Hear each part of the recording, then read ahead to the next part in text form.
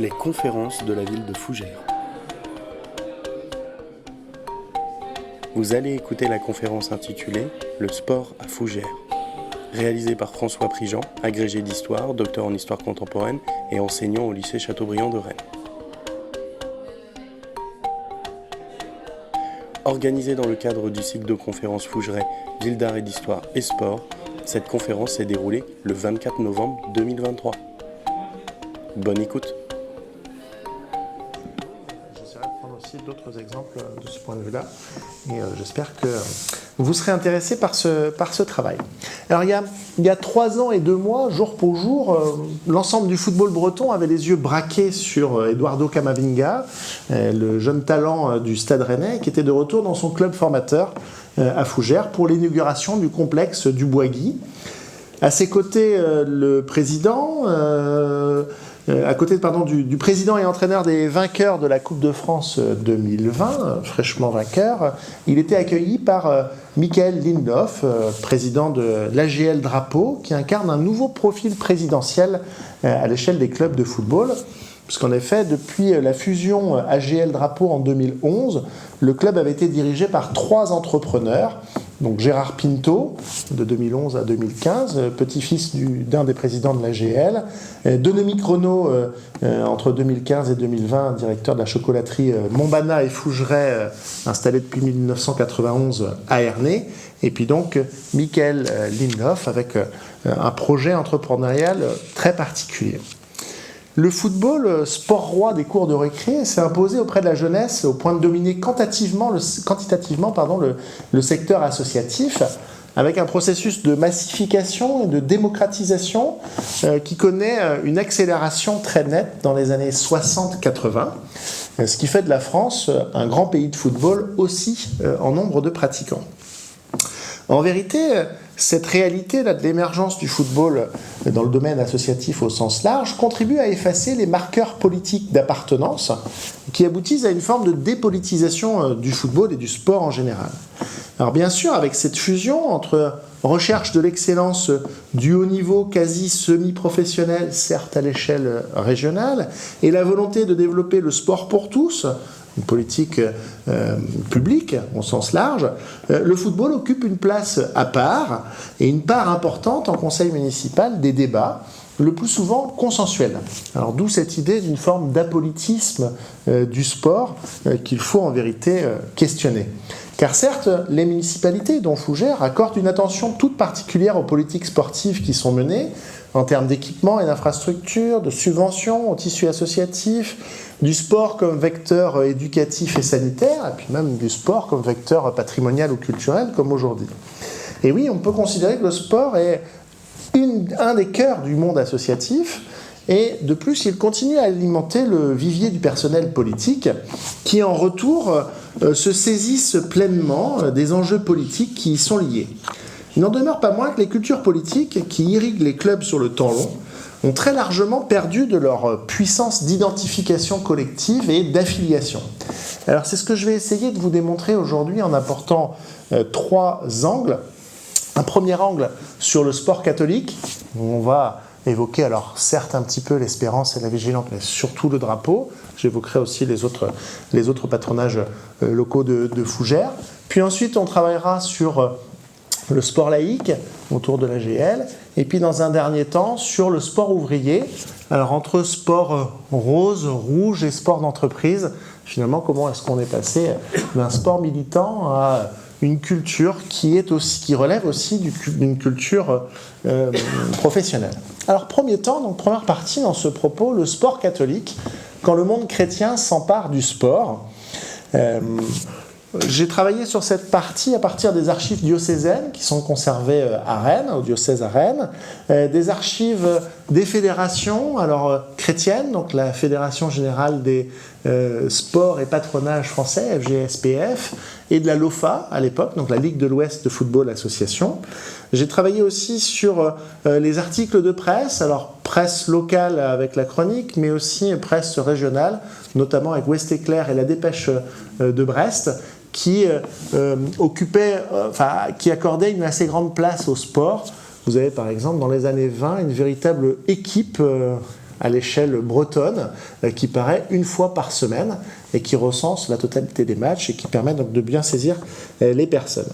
Et puis enfin, on a des fonds très importants aux archives départementales et aux archives municipales ici sur les fondations notamment du patronage. Alors, première partie du Cercle Saint-Joseph au drapeau de Fougères. Comment est-ce que ce club naît à la fin du XIXe siècle et émerge en 1906 ? Alors à l'origine, il y a une maison qui se trouve à l'angle de la rue Gaston-Cordier aujourd'hui, au-dessus de la place de la Douve, qui est destinée aux troupes de l'escadron du train des équipages, qui est stationné donc à Fougères, donc à destination militaire, et qui sert de lieu de rassemblement lorsque les militaires ne sont pas là, pour une frange de la jeunesse. Le bâtiment est inoccupé la maison est inoccupée à partir d'août 1892 et devient vite un foyer, lieu de rencontre, lieu d'échange, qui est accaparé par une partie de la jeunesse. Donc ces jeunes s'approprient ce local, et le 19 mars 1893, donc quelques mois plus tard, l'abbé Chevrelier, qui s'occupe de la cure de cet espace, valide l'initiative de ces jeunes et fonde, à leur demande, le Cercle Saint-Joseph, qui compte très rapidement 1 millier d'adhérents. C'est avant tout un club de théâtre. Alors 40% de ses membres jouent dans cette troupe de théâtre. Alors là, je vous ai mis une photo d'une des premières pièces de la troupe de théâtre avant 1914. Et la première pièce qui est jouée a un titre particulièrement idoine dans la capitale de la chaussure, puisque ça s'intitule « Le savetier et le financier ». Vous savez sûrement, le savetier, c'est le surnom que l'on donnait notamment aux joueurs de football du drapeau. 1893, donc fondation, mars 1893, cette structure s'ouvre très vite et s'étoffe avec la chorale de l'Absalette en 1894, qui devient ensuite la maîtrise Saint-Léonard, dans la paroisse Saint-Léonard. Puis ensuite, 2 ans plus tard, 1896, une section de boxe et d'escrime à destination surtout des jeunes hommes et dans une optique de préparation militaire. Et puis en décembre 1896, le patronage fait l'acquisition d'un terrain au bois de Paris et même d'une buvette en 1897. Enfin, en 1901, il y a une section masculine de gymnastique qui est créée et qui est plusieurs fois championne de France. Alors soyez pas surpris par cette idée de la gymnastique qui est à la fin du XIXe siècle un sport d'abord masculin et d'abord pratiqué en concurrence dans les patronages chrétiens et dans le domaine laïque, la sportivisation, donc l'élargissement de la culture sportive à la fin du XIXe siècle et jusqu'en 1914, fait qu'on va passer de la gymnastique à d'autres activités sportives et notamment des jeux modernes, notamment les jeux anglais. Alors, deuxième chose, et je me permets d'emprunter là, le titre d'un ouvrage de Fabien Archambault, qui est spécialiste du sport en Italie et de la querelle entre communistes et puis catholiques, donc les catholiques et le contrôle du ballon. Alors du ballon et puis du sport en général, avec donc le rôle de l'abbé Bridel. L'abbé Bridel, vous l'avez en portrait ici, mais je ne sais pas si c'est vraiment très nécessaire de présenter l'abbé Bridel à une assemblée fougeraise. Entre 1905 et 1915, donc, le patro est radicalement transformé par l'action de son directeur à l'époque, qui continue par la suite, donc l'abbé Bridel. Symbole de cet essor social et culturel dans le patronage, la section football est mise sur pied en 1907 et c'est le début donc de l'aventure sportive des Mauves, des Savetiers. C'est une conséquence directe de la séparation des églises et de l'État qui date de 1905. L'abbé Bridel, en effet, prend la décision d'autonomiser la structure du patronage de la tutelle ecclésiastique et le cercle devient le drapeau. Avec un emblème très fort, il s'agit d'un choix tactique de l'Église, une contre-attaque en quelque sorte face aux bancs vidés des églises et qui permet d'intensifier l'action à destination des masses ouvrières. En effet, la doctrine sociale de l'Église, celle de Léon XIII, qui critiquait et le capitalisme et le mouvement ouvrier avec cette guerre des classes qui était prônée, cherche justement à une reconquête dans une course de vitesse avec donc les partisans marxistes de la lutte des classes, du mouvement ouvrier, une reconquête donc de la jeunesse. Et le sport, c'est une dimension de ce mouvement d'action catholique spécialisé qui va donner également naissance plus tard à la CO, à la JOC, à la GEC, à la JAC, etc. Alors sur un temps relativement long, fin du XIXe siècle jusque dans les années 20. Et Fougères fait partie des endroits où le clergé se saisit précocement de cette logique, alors, notamment parce qu'il y a cet enjeu de la déchristianisation qui est très fort. On dit souvent que les prêtres ont eu peur finalement de la pratique du football qui était violent ou de la pratique du sport en général. Quand on observe les choses en détail, en Bretagne, c'est pas tout à fait vrai. Alors notamment dans des régions assez vite déchristianisées comme c'est le cas à Rennes, c'est le cas à Fougères, mais c'est aussi le cas par exemple dans le Finistère où il y a au contraire un enjeu qui est très marqué. Bref, le drapeau est le bras armé de l'abbé Bridel qui emmène même ses gymnastes à Rome en 1908 pour recevoir la bénédiction du pape Pie X après avoir remporté des trophées. Un autre objectif, aux actions plus martiaux cette fois-ci, figure explicitement dans les statuts fondateurs de 1906 que l'on retrouve donc aux archives diocésaines à Rennes, développer donc auprès des jeunes gens les forces physiques et morales pour donner au pays des hommes robustes et de vaillants soldats. Ça, c'est relativement classique. Disons que le drapeau, c'est un des dispositifs dans un système tactique plus large de reconquête. Ici à Fougères, on retrouve ça par exemple avec, après la guerre, toute la stratégie autour de la cristallerie qui va viser justement à sortir du paternalisme chrétien et à développer un catholicisme social avec toute une série d'œuvres sociales. On retrouve ça aussi sur les terrains de football, puisque à Laignelet, le patron Chupin avait créé une équipe de football qui s'intitulait La Patriote et qui correspondait à un paternalisme catholique extrêmement vertical, alors que les coopératives ouvrières mises en place et très modernes par l'abbé Bridel proposaient un autre modèle. Par la suite, donc, ce drapeau va mêler une forme de coexistence entre le clergé, le patronat et ces masses ouvrières catholiques qui fondent une partie de la population fougeraise. Alors après une courte présidence assurée par M. Lecoq, dont on ne sait pas grand-chose, en 1909, le bureau du drapeau, tel qu'il est constitué à partir de 1910, dessine des réseaux d'influence qui vont du centre droit, donc les chrétiens sociaux, jusqu'à la droite nationaliste catholique, en passant par la droite libérale. Alors c'est une plateforme commune des droites, on peut le formuler comme ça. On le voit à travers donc, la structuration. On va retrouver le docteur Paul Denis comme président, qui est une figure politique locale. Gaston Cordier, également, donc, un des frères Cordier, patron des entreprises de chaussures, qui est aussi directeur de la société de tir La Fougeraise, car en effet, à l'époque, la préparation militaire passait par les sociétés de tir, et au même titre que la gymnastique, c'était une activité sportive extrêmement développée. Je rappelle que Gaston Cordier est aussi président de la chambre syndicale, particulièrement puissante ici localement. Donc il incarne une forme de paternalisme chrétien qui prône l'encadrement des ouvriers par l'action sociale, avec une action sociale qui passe par les logements sociaux, les œuvres sociaux, mais aussi l'encadrement des loisirs, dont le sport. On retrouve également dans ce bureau un autre vice-président qui s'appelle Maurice Vitu, où on va voir pendant toute la première moitié du XXe siècle sur les listes de la droite traditionnelle. Et puis un personnage très intéressant qui s'appelle Albert Durand, qui est secrétaire général du drapeau, et qui est un personnage que l'on voit en politique, comme adjoint puis conseiller d'arrondissement, que l'on voit aussi fondateur des espaces des structures liées au tourisme à Fougères. Et puis Albert Durand, c'est aussi un peintre, c'est aussi un artiste très connu. Vous avez toute une série d'affiches, notamment publicitaires, qui sont signées de la part d'Albert Durand. Excusez-moi. Je vous en montre dans ce très beau livre que je vous conseille. Je vous en montre une image particulièrement importante signée Albert Durand, que vous connaissez très certainement, dans un style un peu art déco, qui prône justement la visite du château de Fougères. C'est celle-ci, que je pense beaucoup de gens ont pu voir. Et donc c'est un personnage qui est très original.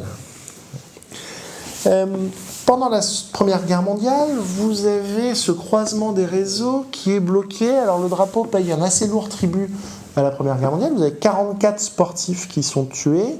Alors je remarque qu'il n'y a pas forcément des traces commémoratives qui ont été repérées à Fougères, comme ça a pu être le cas dans d'autres espaces, au stade Lavallois, au stade Rennais, en avant de Guingamp, au stade Charles-de-Gaulle, etc., où on a des plaques commémoratives. Là, finalement, on sait assez peu de choses sur ces 44 sportifs qui sont tués. À la sortie de la guerre, le drapeau continue sa modernisation avec, par exemple, dès 1919, alors ça c'est traditionnel dans le catholicisme social, la construction d'une salle qui peut rassembler 500 personnes, c'est le cinéma idéal, donc c'est le nom de cette salle, qui participe de cette histoire. Alors cette salle sera reconstruite après les bombardements de 1944, qui, précisons-le, ont détruit quasiment la totalité des archives du drapeau. Ce qui fait que sur cette première période, à part les documents religieux et la presse, on a finalement on n'a pas les archives internes qui ont été détruites par les bombardements de 1944. Ce cinéma donc est reconstruit et finalement déplacé en 1954, boulevard Jean Jaurès, suite à l'ouverture du boulevard du Général Leclerc. Donc grand axe de communication. Toujours dans cette modernisation, outre le cinéma, dès 1923, le drapeau s'ouvre aux femmes, avec donc des sections féminines, dans un certain nombre de sports. On touche là quasiment à l'apogée du drapeau, années 20, années 30, société omnisport, avec du tir, de la gym, de l'escrime, de la boxe, du football, cross-country, de l'athlétisme. Voilà, vous avez un dynamisme extrêmement fort qui permet de quadriller les espaces catholiques de la ville et qui permet, pour le drapeau, de dépasser très largement en influence les autres pas trop de quartiers de Fougères. Alors, on peut penser à la Vigilante, on peut penser à l'Espérance, les œuvres de Saint-Louis de Gonzague, fondées en 1857, donc beaucoup plus anciennes, et qui vont disposer là aussi d'un club de football, mais avec une influence beaucoup plus restreinte. Ça correspond plus à un patronage de quartier, alors sans aucun jugement négatif de ma part, que le drapeau, qui a une visée beaucoup plus englobante sur la ville moyenne de Fougères et ses alentours. Grâce au football, le club décolle dans les années 20 sous la présidence d'Hippolyte Rio, donc père, et de l'abbé Rollet. Alors le club monte par exemple en division d'honneur. Alors il faut savoir qu'à l'époque, vous n'avez pas de professionnalisme, il faut attendre 1932 pour la mise en place du professionnalisme. Et encore, il n'y a que 2 divisions, D1 et D2, avec d'ailleurs 2 clubs bretons, le Stade Rennais et puis Saint-Servant à côté de Saint-Malo. Et juste en dessous, vous n'avez pas non plus de CFA, vous n'avez pas de 3e division, c'est la division d'honneur, qui est donc l'aristocratie du football régional. Et donc Fougères se hisse au plus haut niveau. C'est même au milieu des années 20 un tournant sportif, en 1924 tout particulièrement, puisque le drapeau va remporter à plusieurs reprises des trophées dans les championnats chrétiens. Alors il joue en DH dans le championnat régulier auprès de la LOFA, mais dispute aussi toute une série de coupes et de tournois auprès de la FGSPF, ce qui fait que le drapeau est champion de France des Patros en 1925-1926. On va retrouver parmi les joueurs Charles Berthelot. Alors c'est Charles Berthelot que vous avez dans les buts là, qui a eu une sélection en équipe de France assez. C'est la photo d'avant. C'est la photo d'avant. Hop. Hop, oui, c'est là, voilà. Non, c'est la première qu'on a vue. Celle-là, pardon, excusez-moi. Donc une sélection assez douloureuse en équipe de France, il fera qu'un seul match avec une défaite assez lourde, mais on va retrouver aussi des joueurs assez importants. Je pense à Jules Dominique, qui a été international dans l'équipe militaire. On va retrouver aussi des joueurs qui restent sur la durée, comme Léon et Francis Chemin, comme Abelin, comme Serran, comme Taillandier, Le Pelletier, Guillerme, Vallée, Petitpas, Jaffray. Voilà, je vous cite l'équipe. Je me posais d'ailleurs la question de savoir si le Hamelin en question de cette équipe-là était apparenté à celui qui sera député par la suite, suppléant notamment de Bourges. Et je pense que c'est pas tout à fait impossible parce que ce Hamelin-là, on le retrouve dans les années 30 au stade Lavallois, tout particulièrement. Donc ça, c'est une hypothèse que je lance. Le club se signale aussi, donc c'est le président Gaboury, cette fois-ci un autre patron localement, se signale aussi en Coupe de France en atteignant jusque les 16e de finale contre Rouen en 1926-1927, avec cette fois-ci la photo de Berthelot dans les buts. 3000 personnes au parc municipal et c'est une défaite donc qui se perd. La saison suivante, 1927-1928, ils vont à nouveau en 16e de finale contre le Stade français. C'est en 1928-1929 contre le Stade français. Et après-guerre, en 46-47, ils atteindront les 32e de finale contre le FC Sochaux, qui est à l'époque un des modèles du professionnalisme en France. Alors pour la petite anecdote, lors du titre de champion de France obtenu donc, auprès des Patros, le Fougères avait perdu en finale contre le Rhône Sportif Terreau, qui est un club de Lyon, mais qui a été disqualifié et a dû rendre sa coupe à Fougères parce qu'un Breton qui s'appelle Xavier Trélu était licencié aussi le week-end à Douarnenez. Alors Xavier Trélu, c'est une figure résistante de Douarnenez. Il a été par la suite conseiller général et sénateur, vice-président de la Ligue de l'Ouest de football et fondateur de la Stella Maris à Douarnenez, mais aussi de la Légion Saint-Pierre à Brest. Bref, un personnage très important de la vie sportive. Pour compléter les choses, outre le fait d'être parlementaire, entre 55 et 62, il a aussi participé aux Jeux Olympiques en yachting, donc en voile. C'est d'ailleurs comme ça qu'il a fait son engagement militant de résistant. Et donc il était agrégé de grammaire par ailleurs, donc un personnage tout à fait et sympathique et très original, très charismatique et très original.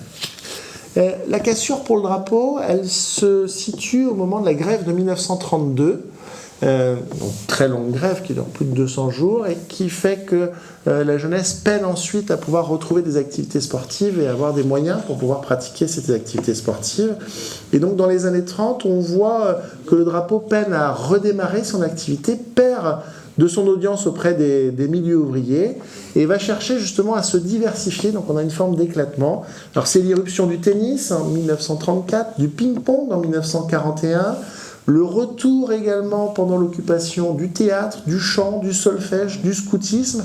Bref, on a un drapeau qui devient véritablement une institution locale associative, mais qui ne va plus finalement réussir à obtenir le très haut niveau dans la pratique sportive.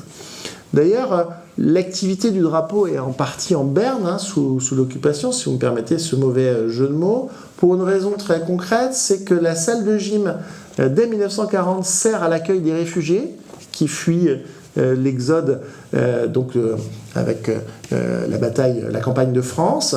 Et puis au moment du cinquantenaire, le 19 septembre 1943, en présence de son éminence MRP, Monseigneur Roch, donc archevêque de Rennes, la présence des nazis est extrêmement oppressante. Et ils avaient notamment réquisitionné tous les lieux d'équipement sportif pour pouvoir les transformer en lieux militaires.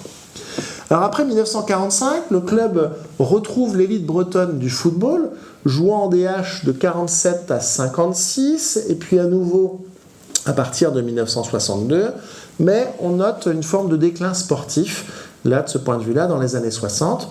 Alors pour autant, le drapeau a vu passer un certain nombre de très beaux manieurs de ballon.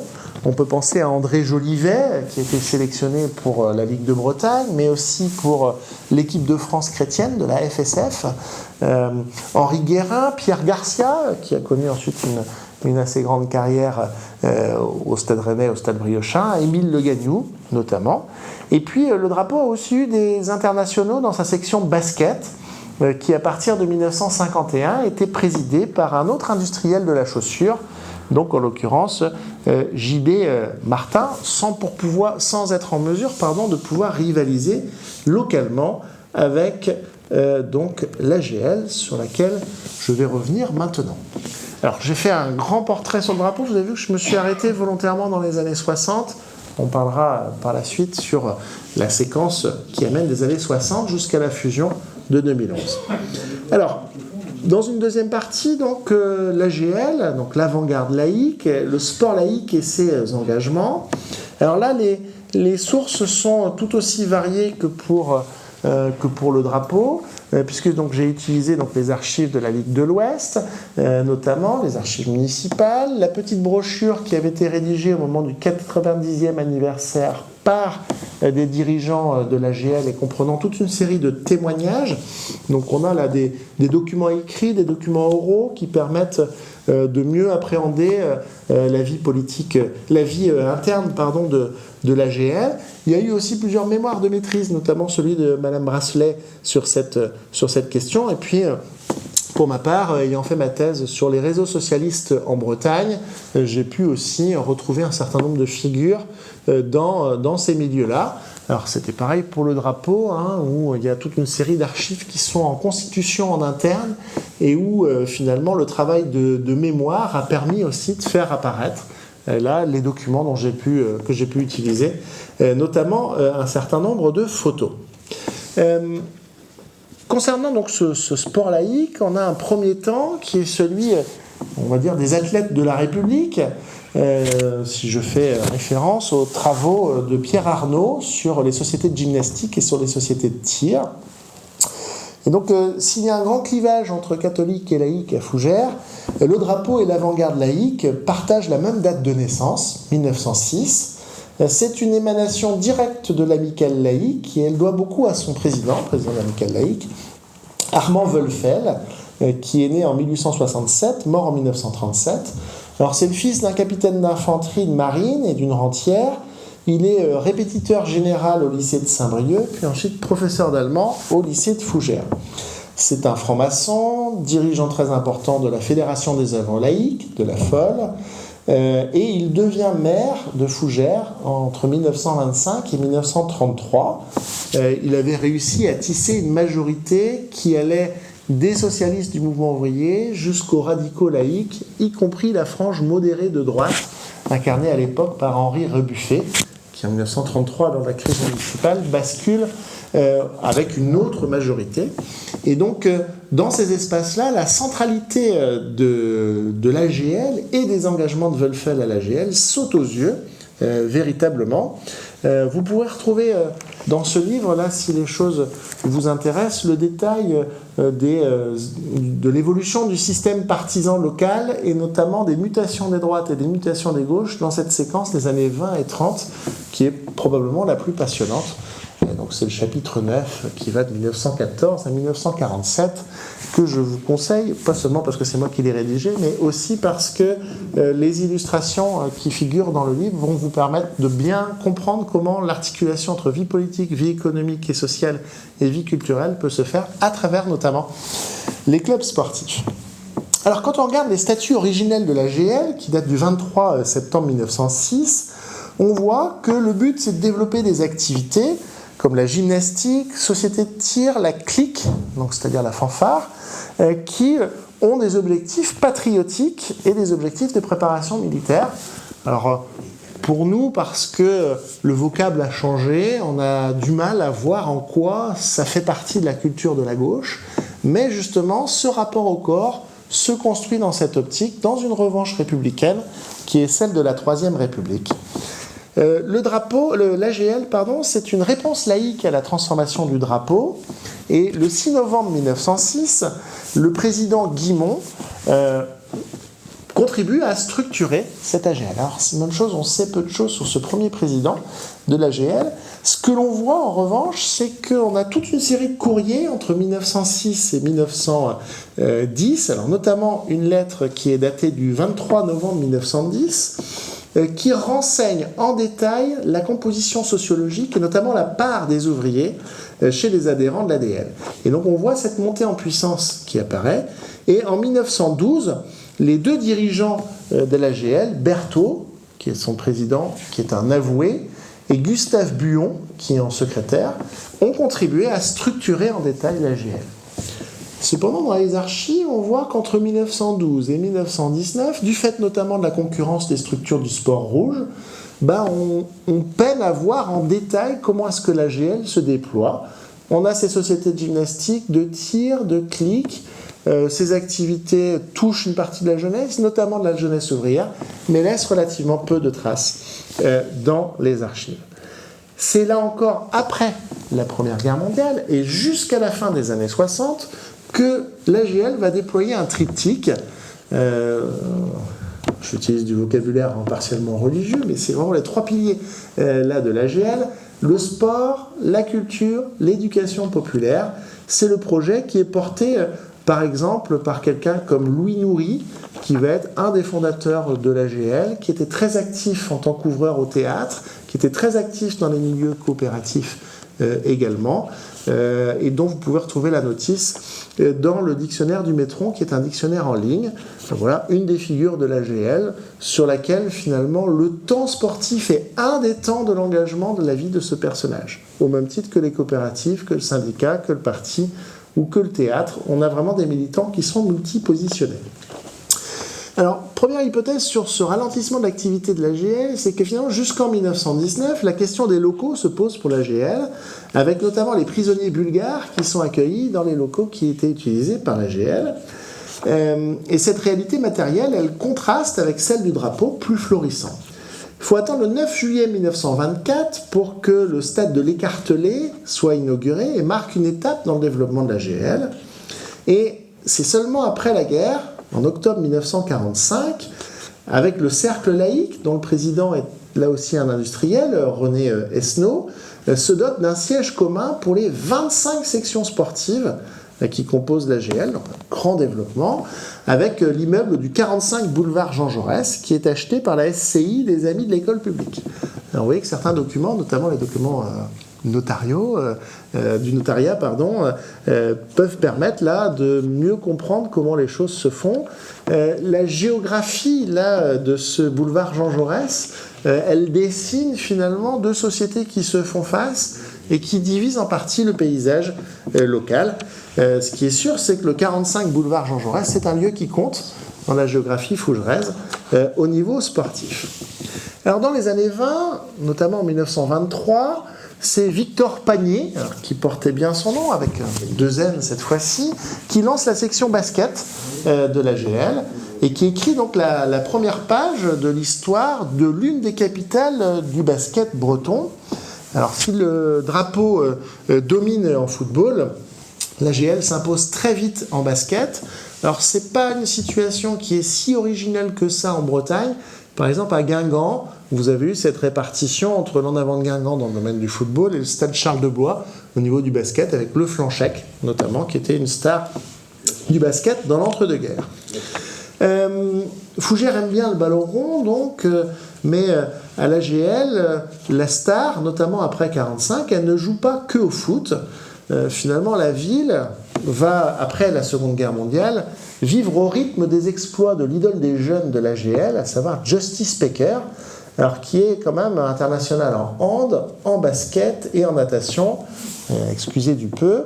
On va là essayer de regarder un petit peu quelques images sur Justice Pecker, donc que vous voyez ici en action lors de la saison 51. Alors, excusez-moi.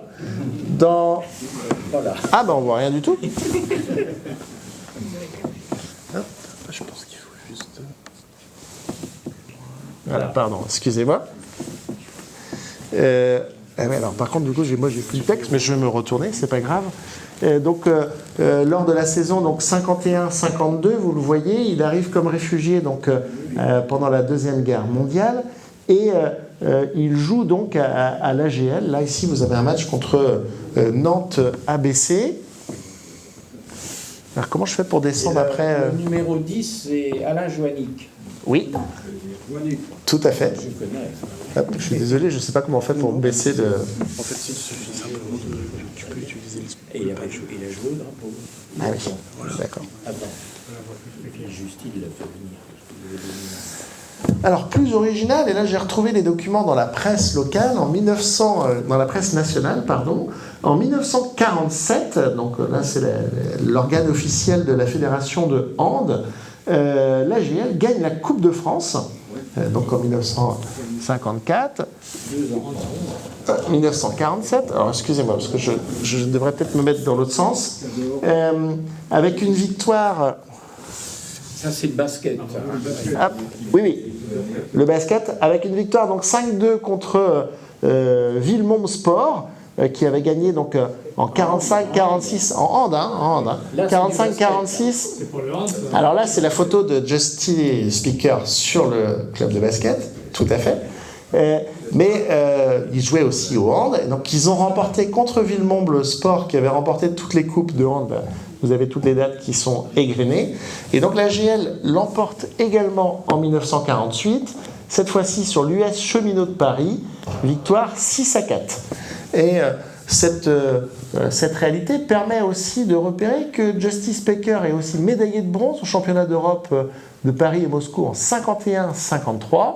Et puis, donc, il va emmener, grande épopée, l'AGL donc, contre le Racing Paris au Palais des Sports. 10 000 spectateurs le 12 avril 53. Score final 57-42. Cette fois-ci, c'est pas du hand, hein, c'est du basket. Si je peux me permettre, ça peut être surprenant d'avoir des scores aussi petits pour des matchs de handball. Puisque en fait, ça se jouait sur un terrain de foot, un grand terrain. Mais le hand, c'était à 11. Hein. Exactement. Alors, vous m'avez piqué la suite de ma démonstration. Excusez-nous. Mais c'est pas grave. Voilà. On est entre connaisseurs. Alors, je ne mets pas le son parce que j'ai récupéré ça. Hop. Ah, ils sont bien. Alors, voilà. Donc vous avez justement ce hand sur terrain de foot, sur herbe. Alors il faut savoir, donc là le match que j'ai repéré, parce que c'est les seules images qu'on a, c'est un France-Allemagne. Oui. J'ai pas réussi à voir s'il y avait Justice Pecker sur la vidéo, je l'avoue. Par contre, ce que je sais, c'est que dans ces mêmes années, Fougères accueille donc sur le terrain de foot de Fougères un match contre l'Autriche et contre l'Allemagne, donc ce qui est quand même relativement étonnant. Alors, moi j'avoue qu'avant de préparer ce livre-là, je ne savais pas que ce sport-là existait, je ne savais pas que c'était comme ça que se jouait la Coupe de France du hand, et paradoxalement, ça laisse assez peu de traces dans la ville de Fougères, ce type de choses, ce type d'activité. Voilà. Bon, alors je reprends, je pense que Justice Pecker, de toute façon, vous le connaissez en détail, puisque depuis 2016, le gymnase porte son nom, et dans le futur musée de Fougères, vous aurez toute une série d'éléments qui auront trait donc, à Justice Pecker. Et donc, on peut dire que la ruche... donc le gymnase est d'abord construit dans la cour du siège de l'AGL, puis il est modernisé en 1951 avec un terrain couvert. Et donc cette rue Charles-Mallard, elle a fait vivre très largement la ville de Fougères de ce point de vue-là. Alors, j'essaye. J'essaye de revenir à mon PowerPoint, mais il est parti. Je suis désolé, j'ai besoin d'être technique. Donc l'AGL est diversifiée, consolidée, avec donc plusieurs présidents qui se succèdent. Clessin, là aussi un radical et industriel, Morel, Esnault à nouveau, le pape. Et surtout l'AGL va s'emparer des loisirs populaires. Alors dans une optique politique d'émancipation individuelle et collective, avec donc là aussi le développement du sport féminin que l'on peut repérer. Par exemple, la section qui est dénommée les libellules, alors ce qui est très fréquent à l'époque, mais qui en dit aussi assez long sur la représentation culturelle des sportives. Les libellules, c'est la section gym. Elle est très précoce, elle date de 1927, mais vous avez ensuite donc un développement du sport féminin. Et parmi les premières joueuses que j'ai pu identifier en 1927 dans cette section gym, on retrouve les sœurs Fernande et Lucie Dapilly, sur lesquelles il faudrait se pencher de façon à pouvoir désinvisibiliser ces femmes sportives dans le sport local, mais on a au moins leur nom. Donc voilà, je sais que parfois nos élus cherchent des noms de figures. Voilà, peut-être une recherche à faire pour savoir qui étaient ces sportives. Plus largement, alors c'est pas le Barcelone, mais l'AGL c'est plus qu'un club, comme le drapeau, vous l'avez compris, c'est conçu comme une école de la vie, avec un projet sport et éducation populaire, et des engagements que l'AGL va tenter là aussi de développer, avec notamment un moniteur qui s'appelle Jean Manfredi, et qui s'inscrivent ouvertement là, dans le référentiel des gauches en politique des années 70-80, qui conduisent par exemple, après la victoire du 10 mai 1981, à l'établissement d'un ministère du temps libre. Chose qu'on a tendance à oublier. Entre sport et culture, là, l'éducation populaire se concrétise à l'AGL avec diverses activités et sections. Alors je les cite, bibliothèque, vulgarisation cinématographique, conférences, aide aux écoles publiques, cercle de jeunes, associations de parents, etc. À côté, de la dimension sportive. Et quand je dis à côté, c'est en même temps que la dimension sportive en vérité. Et puis bien sûr, vous avez l'organisation incontournable du début du siècle jusqu'à la fin des années 70, des fêtes de la jeunesse qui réunissaient donc les enfants des écoles publiques. Au début des années 60, pour soutenir les finances du club, il y a même un terrain de camping qui voit le jour à l'Écartelé. Et donc sur le terrain de foot de l'AGL, on plante des buts et des tentes et on joue aussi au hand. C'est quand même un terrain multifonction. Troisième temps, je voudrais présenter là 3 personnages sur ce jeu en triangle à l'AGL. Donc Albert Pinto, Joseph Burel et Jacques Dulon. Symétriquement au drapeau, qui est la pépinière des droites, l'AGL est le socle des gauches. Et on peut voir comme exemple de ce polyengagement un certain nombre de figures. Alors d'abord, dès les années 30, vous avez une figure importante qui s'appelle René Level. Alors René Level, c'est un socialiste, syndicaliste, coopérateur, c'est aussi un instituteur. Il milite brièvement à Fougères, 4 ans seulement, de 1931 à 1935, mais pendant ce temps-là, il est secrétaire de l'AGL et son influence va se déployer par la suite, puisque c'est un résistant très important. Il est membre du conseil départemental de Libération, c'est aussi un dirigeant de la FOL et du SNI, syndicat des instituteurs, et des auberges de jeunesse. Il est aussi un des dirigeants de la SFIO, le Parti socialiste, en Ille-et-Vilaine. Et donc là, voilà une trajectoire qui part de Fougères, qui se déploie sur Rennes et qui va tisser toute une série de relations à l'échelle départementale.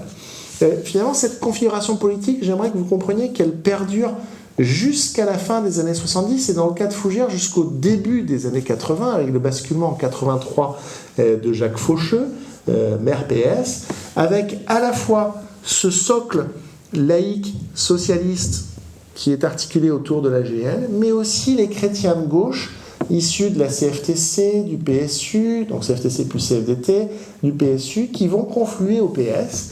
Et donc dans les années 70-80, vous avez en partie ce débrouillage, en tout cas cette fin du brouillage du clivage politique entre laïcs et religieux sur les terrains de sport. C'est ce qui va aussi contribuer à une forme de dépolitisation. Je reviens un petit peu en arrière. En 1967, l'Amicale laïque, le Cercle laïque et l'Avant-garde laïque fusionnent dans une même structure. C'est véritablement à ce moment-là que le club s'appelle AGL en tant que tel, avec les 3 composantes qui sont totalement fusionnées. Et c'est Albert Pinto, donc qui est mort en Pinto, je ne sais pas comment on dit, Pinto, excusez-moi, donc qui est né en... Restons français, Pinto. Donc qui est né en 1885 et mort en 91, qui était président du Cercle laïque depuis 1957. C'est un fils de maçon, devenu commis architecte et qui est à la tête donc de l'entreprise locale Pinto de 1925 jusqu'à 1969, qui est bien connu à Fougères. J'ai parlé tout à l'heure de son petit-fils, devenu le premier président qui fait la fusion. On a aussi 3 présidents ou 3 figures qui ont un rôle particulièrement important. Alors, je cite leur parcours. Là, je n'ose pas trop sortir du PowerPoint, vous pouvez trouver leurs photos, je les montrerai peut-être tout à l'heure. Vous avez d'abord Joseph Burel, qui est né en 1942, directeur de l'école publique, qui incarne véritablement un des visages éducatifs du club, qui compte 13 sections en 1970, 750 adhérents en 1973, qui en fait quand même une très grosse structure. Ce directeur d'école est détaché aux œuvres de l'AGL entre 69 et 81, et il se spécifie notamment sur la partie foot, puisqu'il dirige la section foot dès 1966. Autre figure emblématique, Jacques Dulon, qui avait été mis à l'honneur pour son centenaire en 2019 lors d'un match de Coupe de France, me semble-t-il. C'est lui aussi un directeur d'école. Il entre à l'AGL en 1954. Il est président de 73 à 2007, donc une longévité importante. Et Jacques Dulon, il va appuyer la création de nouvelles sections sur toute la décennie, la 73-83. Alors, à l'AGL, on voit apparaître de l'athlétisme, du rugby, du tennis, de la danse, de la spéléologie, de la GRS, du jazz. Et il va prénégocier avec Michel Cointat, qui était l'ancien ministre de l'Agriculture gaulliste et maire de Fougères, une convention qui sera signée seulement sous Faucheux en 1983 et qui assure donc à l'AGL les moyens de son développement, avec donc une municipalisation de ces réseaux. Alors on a sensiblement la même chose à l'échelle du drapeau. C'est intéressant là aussi de voir comment la médiatisation des clubs sportifs passe justement dans du parapublic, alors que précédemment c'était des tissus associatifs dont les présidents ou les figures actives étaient des têtes de relais, parfois politiques. Là, ça contribue aussi à cette dépolitisation. C'est pas propre à Fougères, vous retrouvez exactement la même chose dans la ville de Rennes, par exemple, avec le Serpolbert, la TA ou les Cadets de Bretagne, qui deviennent véritablement l'équivalent de services publics, associatifs, sportifs, alors que c'était des sections avec une identité parfois extrêmement forte. Dans le cas de l'action donc de Jacques Dulon, ça se vérifie avec une transformation des équipements sportifs. En 1987, la salle qui était située rue Malard est détruite et c'est donc la création de nouveaux complexes sportifs qui sont situés donc à Paron Sud aujourd'hui. Enfin, le dernier président de l'AGL, disons quelques petits mots sur lui, de 2007 à 2015, c'est Alain Gourdel, aussi président de Lions Club. C'est un arrivé récent, vous me dites si je dis des bêtises, arrivé récent à Fougères 2005, et avec un parcours qui va de l'associatif vers le politique, quand vous étiez dans le département voisin, en Mayenne, à Vilaine-la-Juelle, si je ne dis pas de bêtises. Parents d'élèves, comité des fêtes, adjoint au sport. Et donc, à l'arrivée à Fougères, vous avez l'entrée aussi dans ce type de structure. Et donc, on dira peut-être quelques mots tout à l'heure du passage de l'AGL au drapeau, qui est aussi l'AGL drapeau, qui est aussi un temps important. Troisième temps, et dernier temps, donc le sport ouvrier. Alors là encore, les sources sont très précieuses. D'abord, on a les travaux de Daniel Bouffort, qui dans le pays de Fougères avait déjà défriché un petit peu ce terrain. Ensuite, on a aussi ce que les historiens appellent la prosopographie, c'est-à-dire la mise en série de biographies individuelles pour en faire des biographies collectives. Et là, vous allez voir que dans le cas du sport socialiste, dans le cas du sport communiste, on a des trajectoires que l'on peut mettre en série et qui permettent de faire un portrait de groupe. C'est ça la prosopographie, qui est une méthode que l'on peut utiliser en histoire, notamment en histoire politique. Alors, si l'AGL et le drapeau ont travaillé les milieux ouvriers en donnant une identité très particulière au sport fougerais, les patrons ont longtemps, je l'ai dit tout à l'heure, dirigé les usines et les clubs, mais les ouvriers ont produit et œuvré aussi sur les deux terrains. Mais à Fougères, comme à Brest, comme à Saint-Nazaire, comme à Lorient, tout particulièrement, donc les grandes villes ouvrières bretonnes, il y a eu aussi le terreau d'un sport qui se développe au sein même du mouvement ouvrier, par le mouvement ouvrier. Donc c'est ce que je vais essayer de creuser là, c'est point levé et crampon rouge, point levé et maillot rouge, point levé et vélo rouge, en quelque sorte. J'aurais tout de suite apporté une nuance que les historiens ont bien montrée là dans le livre sur l'histoire de Fougères, c'est qu'à Fougères, on n'a pas forcément une ségrégation socio-spatiale très nette, c'est-à-dire une séparation dans l'espace entre les riches et les pauvres. En vérité, le cas de Fougères nous montre qu'on a aussi des patrons ouvriers, qu'on a une grande mixité sociale. Le quartier de Bonabri, par exemple, incarnait tout à fait cela, avec un mélange de ce point de vue-là. Et c'est ce qui explique aussi que le sport ouvrier a eu besoin de se distinguer, et que le sport ouvrier, il est dans le drapeau, il est dans l'AGL, et puis il a ses structures autonomes propres qui se réclament du mouvement ouvrier de culture marxiste. Alors, j'ai envie de dire qu'en histoire, la concordance des temps est parfois très étonnante, puisqu'en 1906, on avait la fondation du drapeau et de l'AGL, mais on a aussi un contexte brûlant au niveau social, et Fougères est également saisi au sens quasiment culinaire du terme par la passion du sport, puisqu'après le drapeau et puis l'AGL, dès 1907, on a la prolétarienne, qui est donc l'émanation directe de la Bourse du Travail. Et donc les réseaux du Bourse du Travail, à côté des syndicats, des coopératives et des partis, étaient particulièrement importants, y compris donc à Fougères.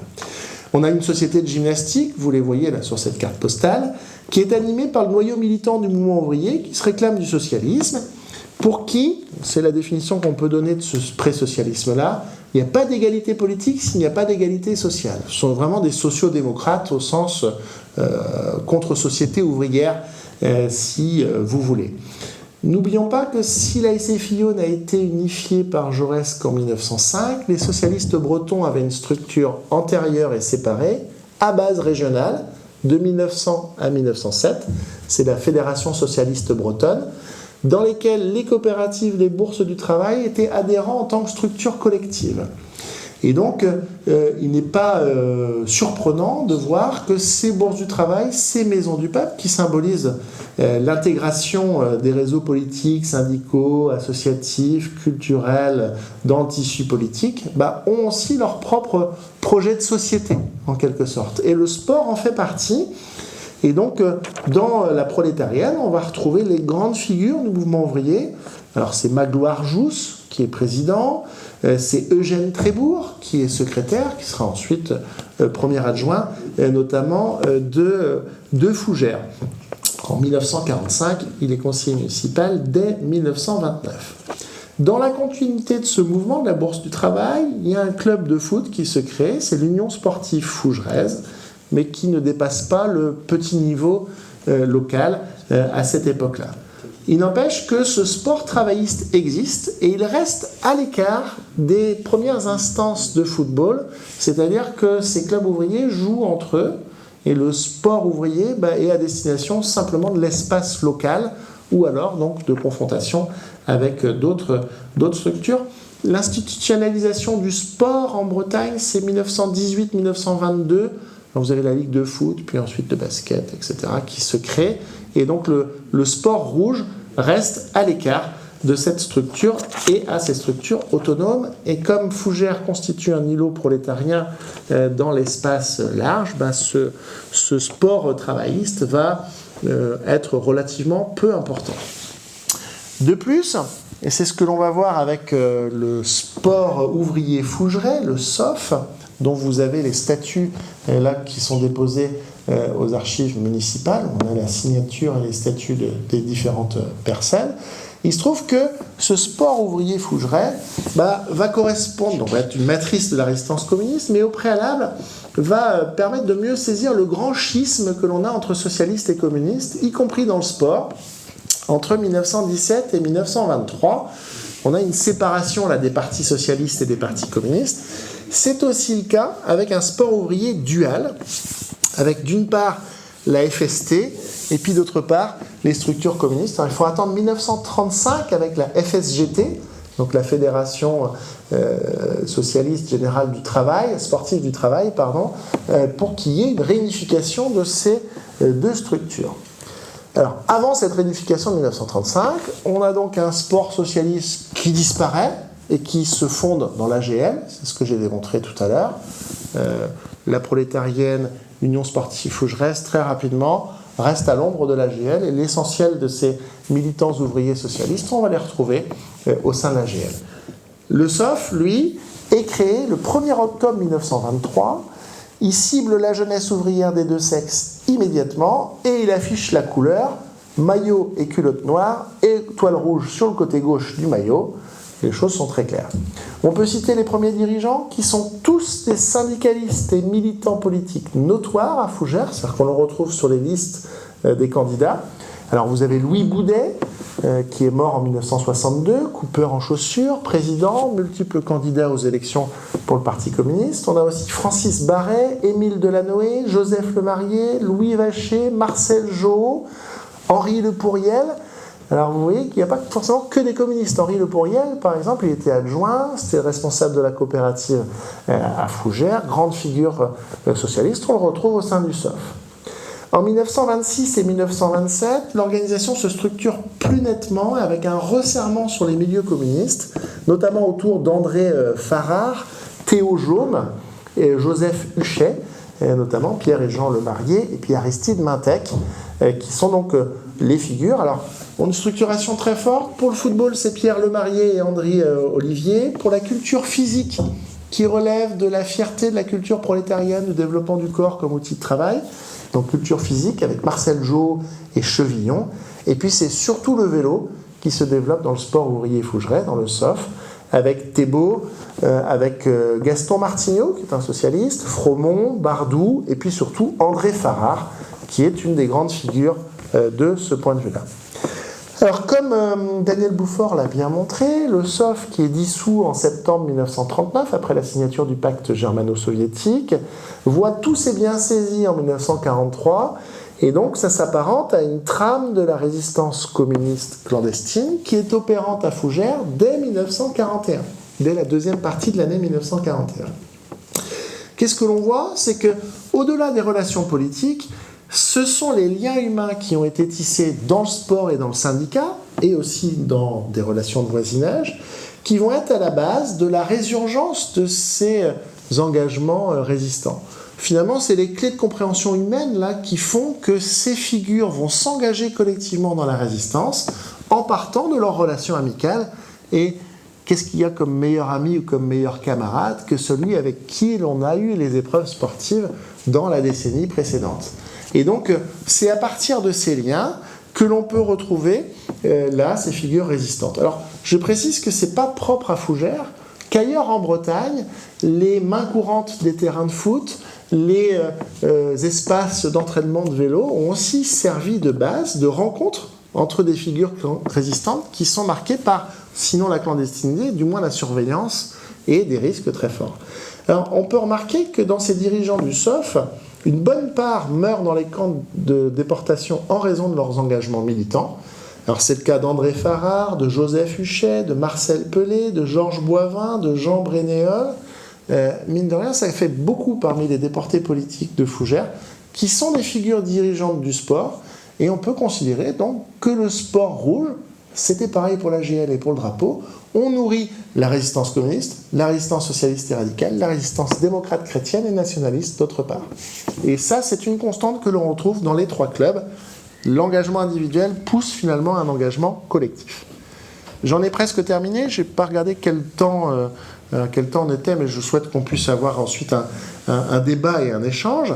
À partir des années 60, on a une autre forme de sport qui se développe à Fougères, c'est le sport d'entreprise. Alors là, au-delà des engagements politiques, même si ça nourrit les choses, pensons par exemple au moment du conflit social à la fin des années 70 chez les Réaux, ou dans le domaine de la chaussure, vous aviez aussi beaucoup de discussions militantes et syndicales qui se faisaient à l'intérieur de ces terrains sportifs. Alors ça, on peut repérer ça donc fin des années 60, début des années 80, donc c'est une longue décennie, à peu près 15 ans, vous avez le développement d'un sport corpo. Alors, avec Fougères qui est à la pointe de ce domaine-là. Alors, pourquoi ? Parce que pendant cette séquence, vous avez encore une forte concentration industrielle, ouvrière, mais vous avez aussi le début des nouvelles implantations post-industrielles à Fougères, où la pratique du sport accompagne finalement le développement de ces entreprises. Alors on va retrouver ça avec le Barmarec Club, avec le Club Olympique JB Martin. Alors ça, c'est deux clubs qui sont créés un peu plus tôt, 65, qui sont présidés par le patron JB Martin, qui fournit équipement, terrain, moyens de transport. Ça, c'est assez classique, ça fait partie de la culture d'entreprise. Et puis donc de 72 à 77, quand je dépouille les annuaires de la Ligue de l'Ouest, on voit apparaître une floraison de clubs qui sont tous situés dans la zone industrielle, dans les nouvelles zones industrielles, et qui vont rassembler aussi des corps de métier où la pratique du sport est traditionnelle. Alors, pour la zone industrielle, je pense à l'AS Cyclone, l'US Taillandier, la SAGEM, la CASF, CASG, la Chess Club. Ça, c'est assez classique. Dans les milieux où la culture corporative était déjà présente, on va voir l'AS Police Gendarmerie, par exemple. Vous allez avoir aussi l'AS PTT, vous allez aussi avoir les structures de cheminots. Alors, je rappelle que ça, c'est pas forcément propre à l'histoire locale. C'est valable aussi dans le domaine régional et c'est valable aussi à l'échelle internationale. Pensez Manchester United ou Penarol, ce sont des clubs qui sont issus justement de cette culture cheminote. Le fait de disposer d'un temps libre et d'avoir la nécessité, par exemple, de pratiquer des activités sportives explique le développement des ASPTT qui partent de la région bordelaise pour s'étendre par la suite, dès les années 20, par exemple, à Rennes. Pour conclure mon propos, je vais faire deux ouvertures. La première ouverture, c'est que je voudrais passer par la littérature. L'écrivain peintre Roger Fournier, ancien avant-centre du Drapeau, ancien président du Drapeau aussi, en 2003 a écrit... C'était son père. C'était son père, pardon. Mais le prénom. vous avez tout à fait raison. En lisant mes notes, je suis en train de me dire que c'est pas le même. Donc c'était son père, oui. Donc son fils a écrit en 2003 un petit livre qui s'intitule La passion des derbies, qui montre bien comment les cultures sportives ouvrières ont pu s'opposer. Et dans son livre, il expliquait à quel point les passes avaient perdu de leur portée politique, comment les clivages avaient contribué à s'estomper.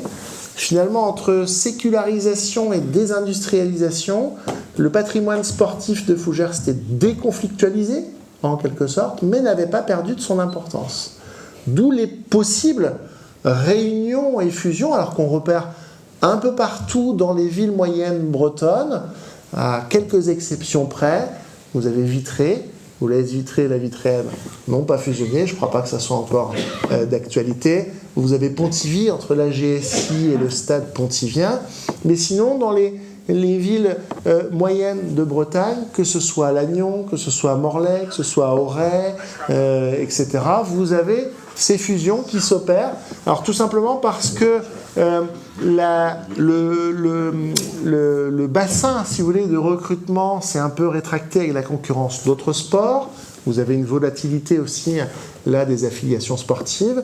Également, pour pouvoir exister à un relativement haut niveau sportif, il y a la nécessité de pouvoir fusionner de ce point de vue-là. Puis il y a la question des coûts. Alors coûts humains, coûts militants, coûts financiers, coûts d'infrastructures que l'on peut aussi repérer, avec donc une spatialisation des clubs et dans les villes moyennes, la nécessité d'avoir une forme de métropolisation des clubs. Il me semble que ces fusions, il faut les penser comme ça. C'est-à-dire c'est la concentration des activités, des richesses et des hommes dans un espace qui est un espace central. Les processus de métropolisation, on les retrouve aussi dans les petites villes et dans les villes moyennes.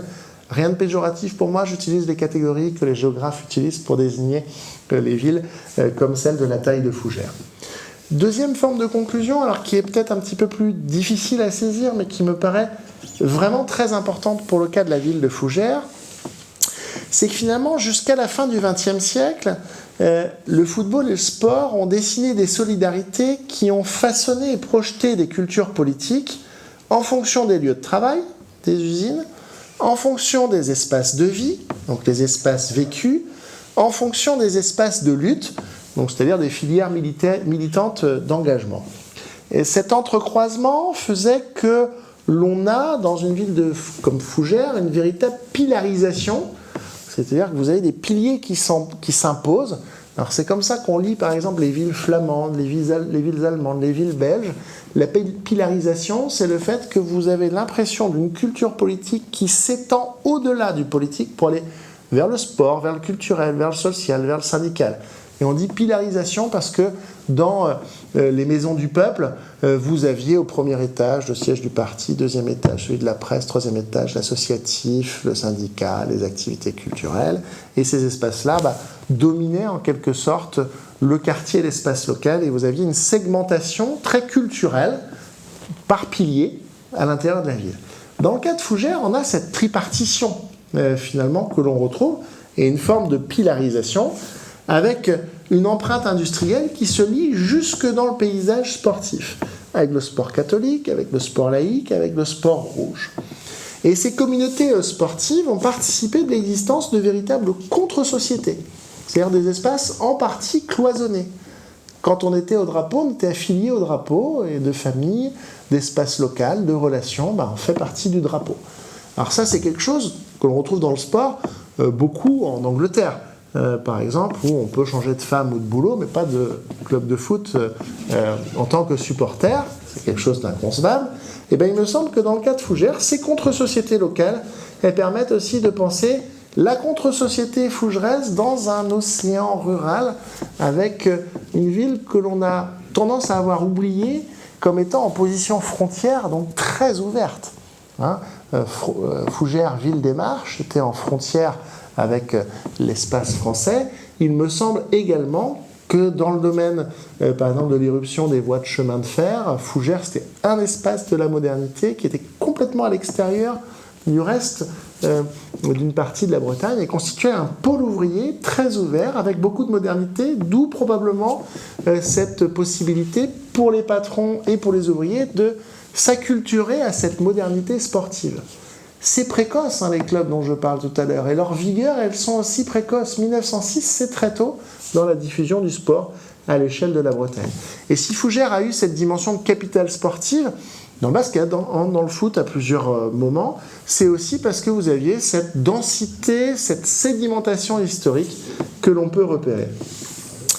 Finalement, le sport, comme vecteur politique, dévoile des façons différentes de faire société, et les coupures sociales, les coupures confessionnelles, les coupures partisanes ou économiques, on les lisait dans le paysage fougerais.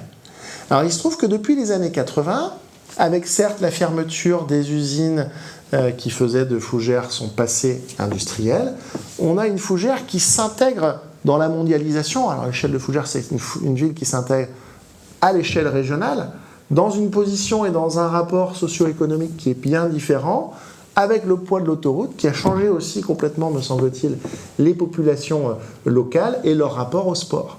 Et donc c'est tout à fait logique que l'on ait un phénomène d'alignement, un phénomène de normalisation, un phénomène, j'utilisais un gros mot de sociologue, de désaffiliation, en quelque sorte, de l'individu par rapport au tissu collectif. Et d'autant plus dans un espace, le sport, où la dimension collective a eu tendance à disparaître et où l'espace récréatif sportif est de plus en plus un espace de consommation. On le retrouve avec le rapport que certains parents peuvent avoir dans la consommation de la pratique sportive avec leurs enfants, phénomène de taxi ou de garderie, si vous voulez, et qui ne correspond pas aux projets sportifs tels qu'ils étaient conçus dans la première moitié du XXe siècle, où c'était véritablement un projet de société. Je vous remercie.